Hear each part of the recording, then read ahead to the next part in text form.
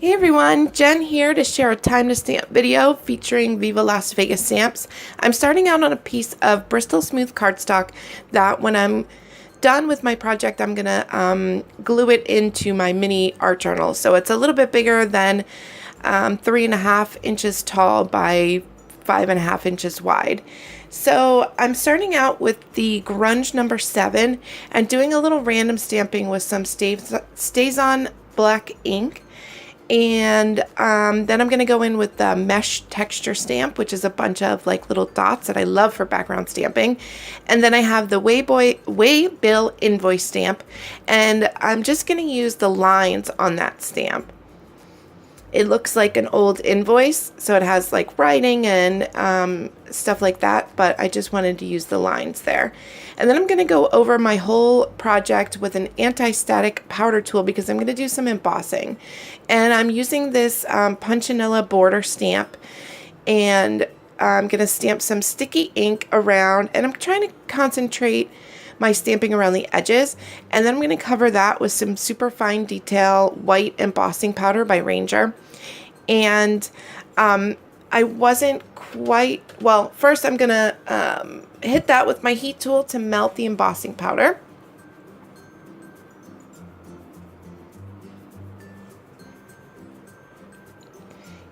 And then I wanted to do a little bit more embossing. So I'm going in with the same sticky ink and row of numbers stamp and doing the same thing, kind of focusing that stamping on my edges. And then I have some Distress embossing powder in Weathered Wood, which is a really nice gray color. And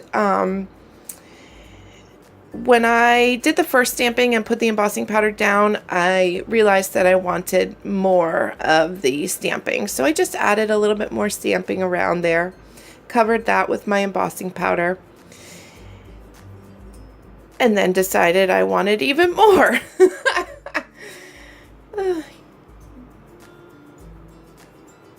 And Distress embossing powder kind of has these properties where after you heat it, you're supposed to like wipe away. It has like these crystals that wipes away, and then it's kind of like a distressed look. I don't do that though. I just emboss it and leave it how it is. But I was really pleased with the way the gray color worked.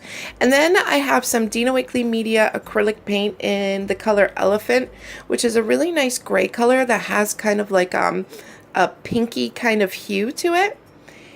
And then I'm going to go in with some Slate Handmade Modern acrylic paint, excuse me, which is a Target brand. And the reason I switched to the Slate is because I wasn't really feeling that pinky hue that the Elephant has. And the Slate paint is more of a true gray with no pinkish kind of undertone. So I'm just going to mix that with a ton of water because I just want a little bit subtle something in my background. And then I'm going to go in with some Distress Oxide ink and Wilted Violet and my round ink blending tool. And I'm just going to apply that color, concentrating it over my stamping in the corners. And then I'm going to try to like fade it into the center so that it like fades and meets in the middle of the card there. And then you can see where my white embossing powder is popping now because of the colored ink going over top of it, which is really what I was going for.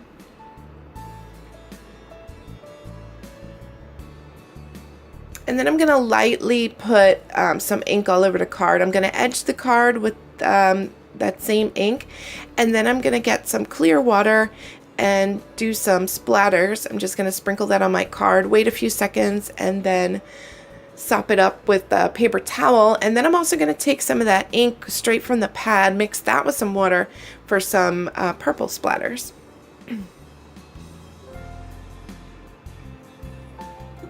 Now I'm going to stamp my main sentiment. It says, "I'm not afraid of storms, for I'm learning to sail my ship." Because I knew I was going to stamp the Banksy paper boat stamp, so that's why I chose that sentiment. And then now I have out my Banksy paper boat girl I'm not sure exactly what it's called, but in the corresponding blog post, which will be linked in the description box down below, I will have all the stamps I used with links to those stamps. So I'm using my Tim Holtz stamping platform because I want to make sure I get a super, super dark color, and I'm going to stamp it a couple times to get that rich black color. And I stamped with the black StazOn ink. And then I'm going to stamp this on my page because the little details I'm not going to be able to cut out from my cardstock. So I don't know if there's an easier way to do it, but this is how I try to position a stamp that's not see-through. So I take a piece of acetate, lay it over top of my project, and then I'm going to stamp my stamp onto the acetate, making sure my acetate is stuck down with a magnet, and then I can move my project underneath the acetate to position it exactly where I want the stamping to go. And when I'm happy with where it's positioned, then I can just take away the acetate, and because I'm using the stamping platform and the stamp is still in the same spot, I'm going to stamp it and it's exactly where I want it.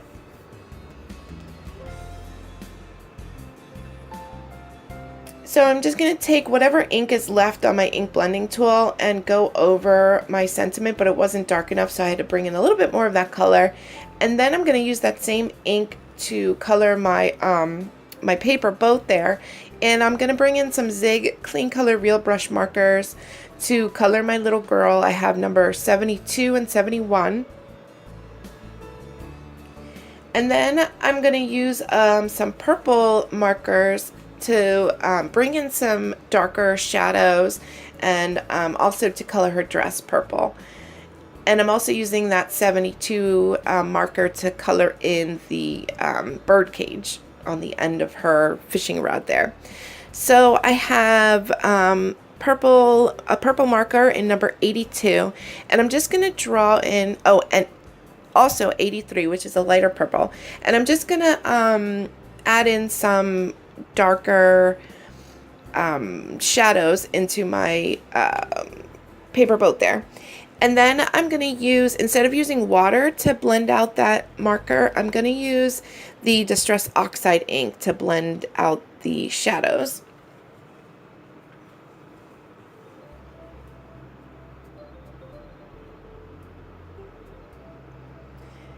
And then once that's dried, I'm going to cut out the big elements of my stamp. I'm going to cut out the bird cage, and then I'm also going to edge my paper with a black marker so you can't see the white of the paper when I glue down my elements there. So I cut out the bird cage, and then I'm going to cut out the girl in the boat, and I'm only going to cut out the birds that are big and easy to cut out. I'm going to skip cutting out those little birds, as you can see here, because I stamped them on my project and I don't need to cut them out, and it looks like it's one continuous stamping. And then I'm going to adhere that with some clear tacky glue, and to keep the glue from like oozing out over the edges, I like to apply my glue to my stamped image and then like use my finger to smooth it out so it's you get it all over, and then you don't get that little weird oozing. So I'm going to stick my sentiment there, and that's it for my monochromatic card today. Be sure to check out the blog post so you can see all the stamps I used and the links to them. And thank you so much for watching. Here's some another video you can watch, or also subscribe to the Viva Las Vegas Stamps YouTube channel, which would be fantastic. And yeah, I'll talk to you guys soon. Bye bye, guys.